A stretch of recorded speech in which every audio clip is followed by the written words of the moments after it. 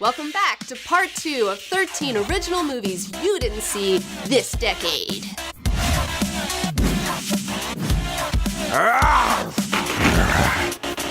I've seen Predator, so is that good enough?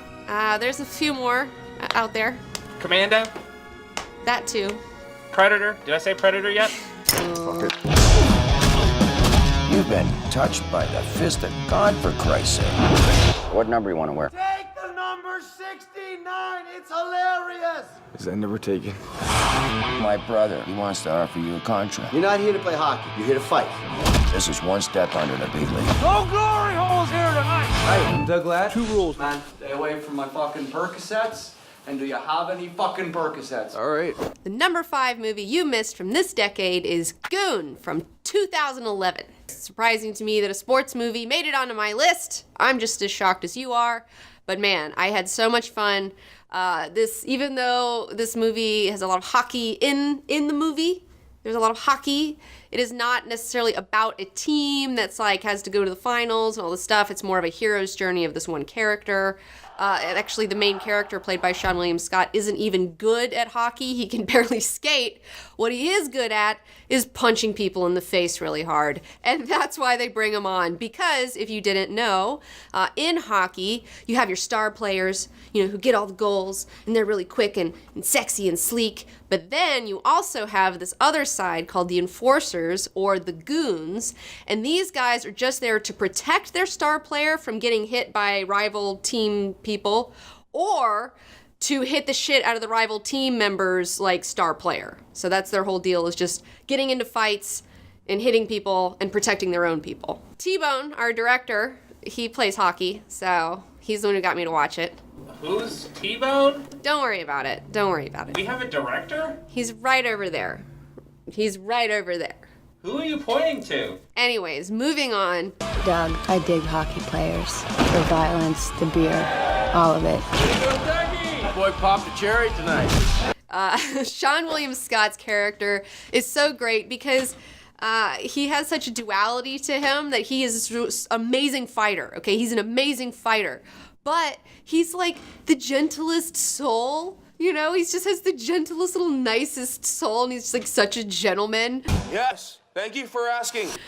He's just so adorable. And man, that guy gets cuter with age, all right? Who would have thought that Stifler would be super fucking hot right now? But he totally is. Good for you, man. Aging well. Boss, the boss, Ray. He is the master. You have my respect. If ever there comes a time when it gets down to you and me, I will lay you the fuck out, kid. This has all the elements of a sports masterpiece. Ready? Yes, thank you for asking. This is about to get ugly. Another thing that I really love about this movie is the bad guy. Liev Schreiber plays the goon on the opposite team that Seann William Scott has to end up, they've got a thing. He's like, Seann William Scott is the new guy. He's getting ready to retire. So they want to face off together, and all the fans want him to face off. But I love the way that they portray his character. Like, he's not a bad guy in the movie. They have an honest portrayal of this guy who's done this his whole life and what it feels like to have to retire. And Seann William Scott really admires Liev Schreiber's character. They even have a point in the bar where they sit down and he sees him and they talk, and he's like, I know we're gonna fight, our big game's coming up, I'm gonna beat the fuck out of you. And he's like, awesome. I can't wait. He's so excited to fight this other dude. And I will say that the ending sequence between the two of them is really brutal. It was really hard for me to watch. That's how violent it gets. I just saw Green Inferno this weekend. I know, I watch a lot of horror movies, but the thing was the characters are so sweet that I don't want to see them get hurt, and then a lot of fisticuffs. It's pretty brutal. It's some hardcore hockey violence. Number 6, you light him up.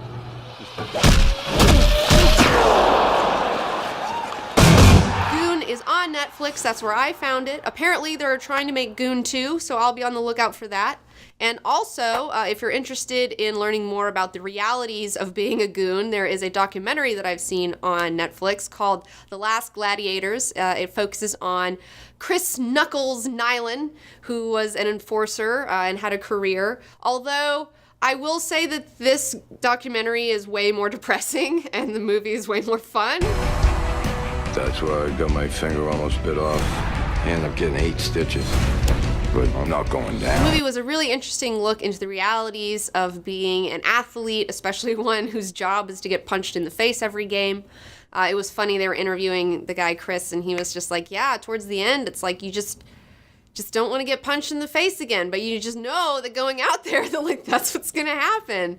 And it's kind of sad because he does get hooked on painkillers and has some problems with that, and then also trying to adjust to life after sports, because that's the thing that's so sad for me watching documentaries about athletes is because their careers are cut so short. I mean, they're cut off when they're like in their 30s, and then what do you do with the rest of your life, you know? So it's very interesting. It's a little depressing, but I recommend it anyways. Definitely watch Goon, though.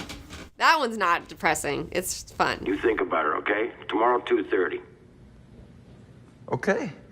Yeah, I hope to see you there tomorrow at 2:30. Thanks, T. Hockey movies. He said to me that behind Slapshot, this is his favorite hockey movie of all time. It's no fooling around.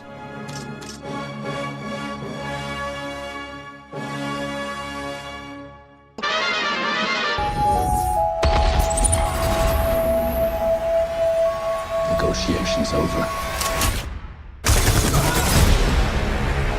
The sentence is death.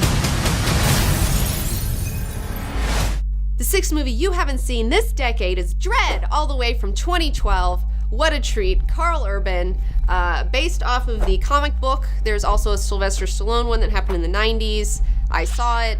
It's not that great. I just thought that movie was going to be like the Sylvester Stallone movie, so I didn't see it. Yeah, no, this was like way better, okay? Like, first of all, big ups to Carl Urban for never taking the helmet off, because in the comic books, Dredd never takes his helmet off. Like, all you see is his mouth. So, like, and for actors, a lot of actors don't want to do a role like that. They want their face to be visible, so they have more, like, visibility, you know, and get more jobs. But Carl Urban was rad enough to be like, no, fuck it. I'm gonna wear the helmet the whole time with a scowl on my face. And he did it, and it was fucking rad. What makes it so rad? Okay, so this movie came out the same year as The Raid, and coincidentally, they have very similar premises, where you have this ultra-violent city, all right, the Mega City 1, and you have Dredd, and he's taking a rookie out, okay? This is her last chance to kind of prove that she could be a judge. In the future, you are judge, jury, and execution, so if they send you out, like, you can just shoot someone in the face, and that's it. They take care of it. There's no trials. It's the fucking crazy future, all right? There's no time for that. So, yeah, so they go to Peachtree's, gets locked down. They're locked in a building filled with, like, all sorts of crazy criminals that are all trying to kill these two judges, and they have to somehow survive. And one of them is a side judge. It's super rad. I love this movie. There's so much fun violence in it. Lena Headey is also in it, Cersei Lannister, although her character's okay. But I really loved the drug in it, slow-mo. It kind of made me, I didn't understand why they were trying to shut down the slow-mo production, to be honest. It kind of made me, this movie made me want to do drugs. But, you know, that's neither here nor there. You know, I don't know. Well, I mean, it's just like, it slows time down, you know, so you have these like really cool shots, you know, and it's like, what's the harm in that? That seems like a rad drug, whatever. Unfortunately, this movie fucking bombed, because you guys didn't go out and see it. I did. I was there at the theater. In fact, I was the only one in the theater. It was just me and T-Bone. I can confirm that for a fact. And even though I enjoyed having the theater to myself, I was super sad because we'll never see a Dredd 2. They've been trying to get in production. It just doesn't look like it's gonna happen. And I'm super bummed about it. So you blew it, America. We could have had a ton of awesome Dredd movies, but I guess not. Let's do Transformers 10. Let's do that instead. Because nobody's tired of that.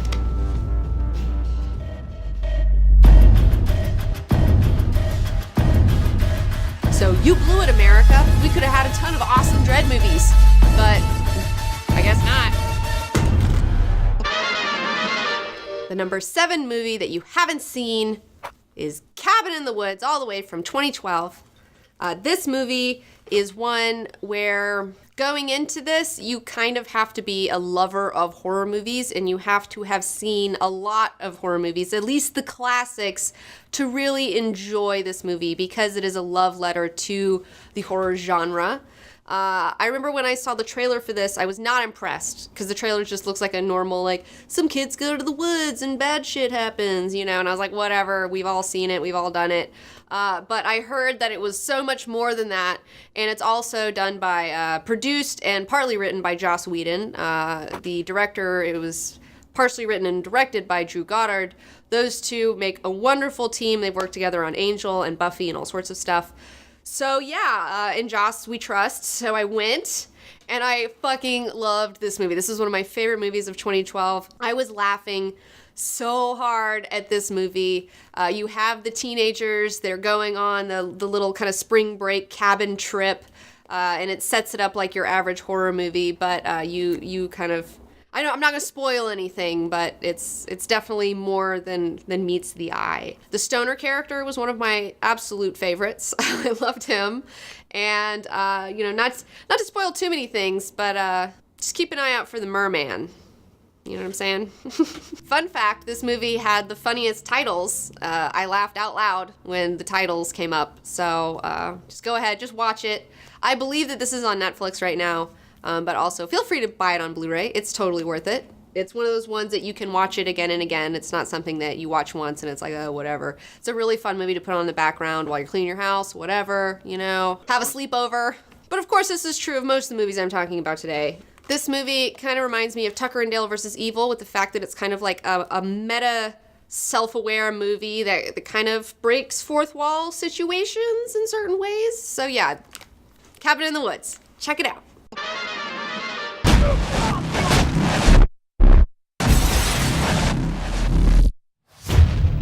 In the future, time travel is outlawed, used only in secret by the largest criminal organizations. When they need someone gone and they want to erase any trace of the target ever existing, they use specialized assassins like me, called loopers.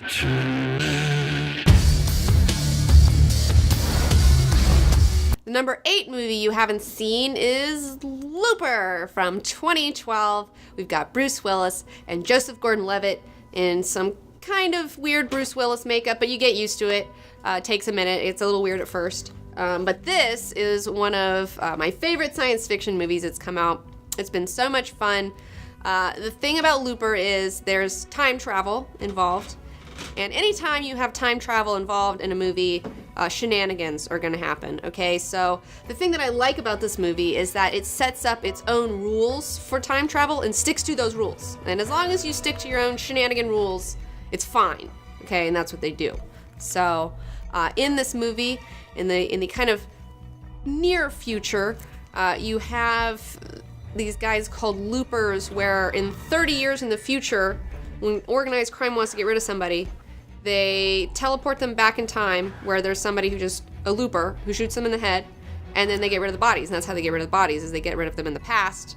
But then after like 30 years of being paid to do this, then you have to be the one who goes back in time at the looper, and they close the loop and you're shot in the head and you die. And so, fuck, this is a lot of stuff already. I'm confused. Whatever, just watch the movie, okay? Like, it's got time travel, it's slightly in the future, it's science fiction, it's fun. Bruce Willis is great in it. Side note, the director and writer of this movie, Rian Johnson, is also going to be doing Star Wars Episode 8. So if you want to become familiar with his work, definitely check this out. Out of all the movies on my list, this is probably the most successful, the one you probably have seen. But for those of you who haven't, I would say definitely check it out. It's an awesome science fiction movie. I like, one thing that I do like that's both in Dread and in Looper is that in the future, like, people start getting, like, psychic powers a little bit, Like, I love that idea, because, like, that's obviously what's going to happen. Like, give it 100 years, like, your great-grandkids are going to start having weird psychic powers. I forgot about the mutants. Yeah, you can, like, levitate a quarter, But, like, people just use it to try to get laid and stuff. Like, it's really funny. It's a very realistic use of psi powers. Side note, most important thing that I want you to take away from this whole experience is do not pirate these movies. The whole reason that amazing movies aren't getting made is because people just go fund Transformers 4 and then they go pirate all these other movies and then they never, and it sucks. So here's the thing that a lot of people don't realize. When you go to the box office and you give them your money, you are doing more than just entertaining yourself for the evening. You're funding art, and you're funding and dictating what's going to be coming out next. So if we only go to see Transformer 4s, that's all you're going to see. If you just pirate stuff that you hear about later, then, you know, those directors and those movies are just going to continue to dry up and evaporate into nothing. And we're only stuck with tentpole movies. There's no middle ground movies. And then we'll never get to make a movie. So. Yeah, well, pirating movies doesn't hurt anybody. It's free because it's easy. Yeah, I got a secret for you guys. It's not free to make a movie, and so it shouldn't be free to watch one. But it's easy to make a movie, right? No. You just do it in like a day or two, It's right? not free or easy. So that's it for part 2 of 13 original movies you haven't seen this decade. Be sure to like this video, subscribe to my channel, and follow me on Twitter, Instagram, and Tumblr. This list is a personal list. It's some of my personal favorites. I didn't get every original amazing movie. I just compiled a small one because we don't have 2 hours to go over everything, because there are a lot of amazing original movies that have not been out there. Also, I have excluded movies that like award season movies, you know. I've excluded them, and I kind of keep it on the movies that didn't get a bunch of nominations for anything. So, except in my heart. We'll be back.